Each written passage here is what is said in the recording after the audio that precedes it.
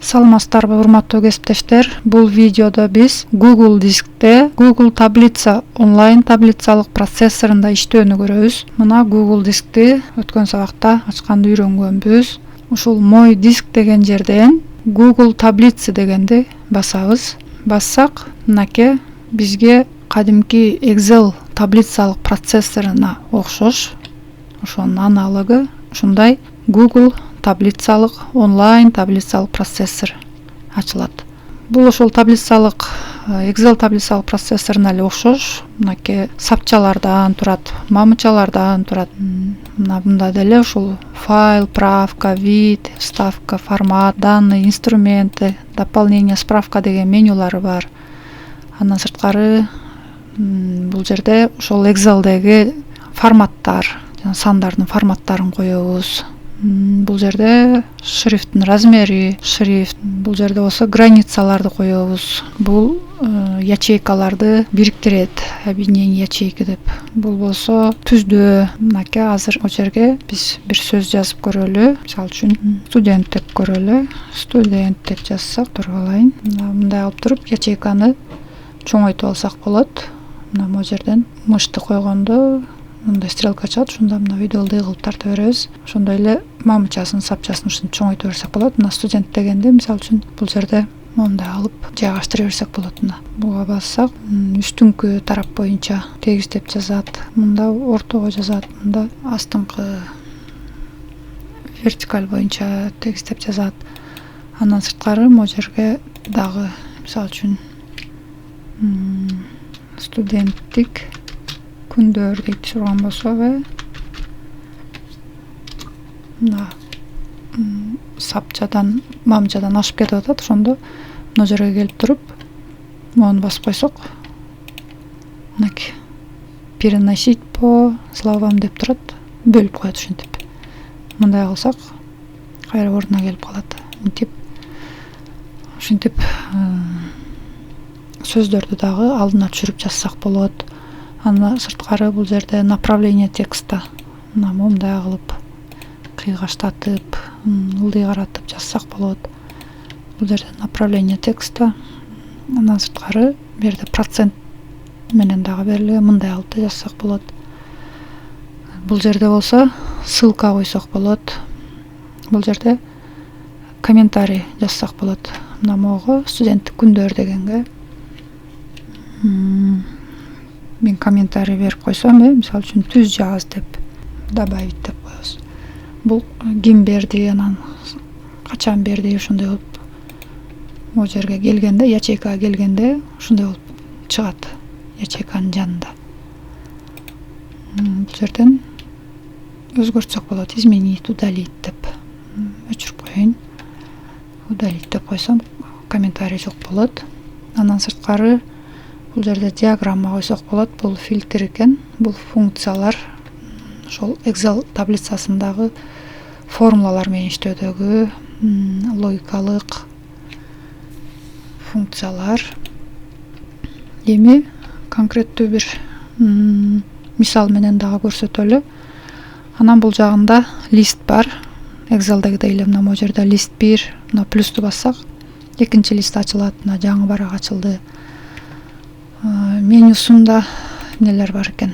Баягыдай эле мына создать таблицу, поштага жөнөтсөңүз болот. Бул жерде дагы скачать этсе болот. Мына Excel, Microsoft Excel, X таблицалык процессор тибинде PDF кылып скачать этип алсаңыз болот өзүңүзгө. Өчүрүп койсоңуз болот. Ставкада азыр конкреттүү бир мисал алалы дагы ошол жерден көрөлү. Мисалы үчүн могу Excel'да жасалган бир мындай эле мисал катары эле алынган. Мен ушуну көчүрүп барайын ошол жерге. Могу жерге коелу. Койдук. Могу номерди буга кичинекей эле керек, мынтип жылдырып коебуз. Фамилияларды мындай кылып полный кылып мынтип койсок дагы болот. Же болбосо могу жерден мынтип белгилеп туруп, анан кийин жанагыда алып перенос текст кылып койсок мындай болуп калат. сапты белгилеп туруп, анан бул жердеги перенос по словам десек мындай болуп калат. Анан ушунун бардыгын өйдөңкү сапты мынтип белгилеп туруп, форматка киребиз. Форматка кирип, выровнять по центру деп турат. Анан могу жерде дагы по центру дегенди басып койсок, мындай болуп орто боюнча түстөлүп жазылып калат. Эми бул жерде кээде бизде тизмелер болот, ошондо мына мисалы үчүн могу жерде эркек анан кыз деп бөлүп бергиле деп калат. Жалаң кыздарын бөлүп бергиле деп, ошондо фильтрди коебуз бул жерге. Ушуну белгилейбиз, могу таблицаны. Мына могу жерге сапчага келип туруп эле мындай кылып баарын белгилесек болот. Белгиледик. Андан кийин могу жерде фильтр деген бар. Ушул фильтрди басабыз. Мынакей фильтр коюлуп калды. Момундай турганда коюлат. Эми биз азыр могулардан ушул группанын ичинен жалаң кыздарын гана жазыш керек болсо, могу жерде ачабыз фильтрди.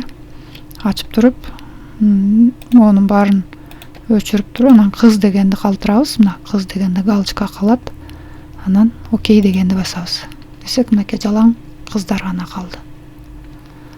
Ушинтип фильтрлесек болот. Атмен алып койсок болот могу жерден.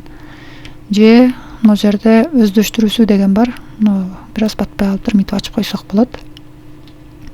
Өздөштүрүүсүн жалаң эң жакшы окугандарды фильтрлеш керек болсо, мына H деген столбикке туруп, мыштын сол кнопкасын бассак, баардык столбикти белгилейт.